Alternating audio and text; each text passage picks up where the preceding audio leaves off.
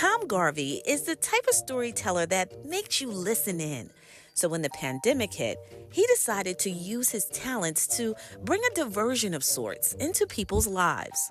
A year ago, just a year ago, I posted on Facebook to some of my friends, watch this space.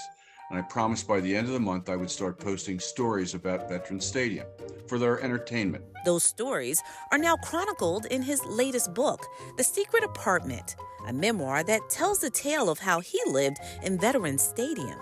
Dick Vermeil hired a new tight end coach, and a friend of mine who was a tight end on the team didn't think he'd make the team that year, and his lease was up just before summer camp at Westchester. So he said, rather than sign a lease, I'm nervous about that, can I store my furniture in that room you have across the hallway at the vet?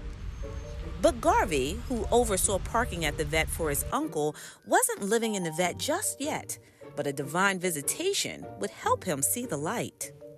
When the Pope came to town, they sprung that on me at the last minute. The city planners had decided that anyone coming to the Mass, if they weren't going to take public transportation to drive to Vet Stadium, the lots would be open at 4 in the morning.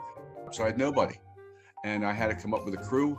I put together a crew from J.C. Dobbs on South Street. The bouncers helped me put it together. But I couldn't trust them to show up at 4 in the morning. So we had a sleepover.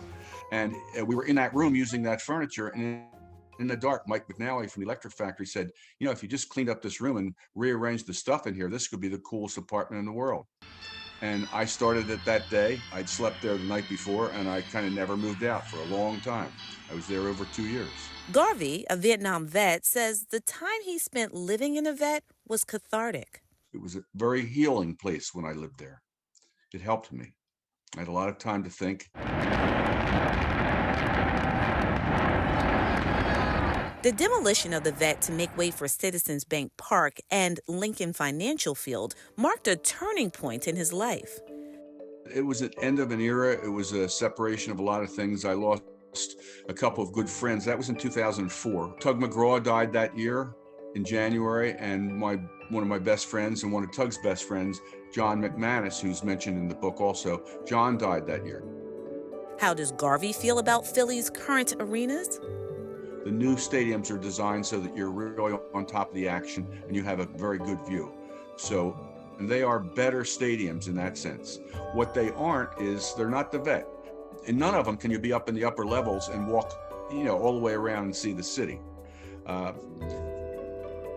They're better than what we had, but I still miss the vet. I always miss the vet.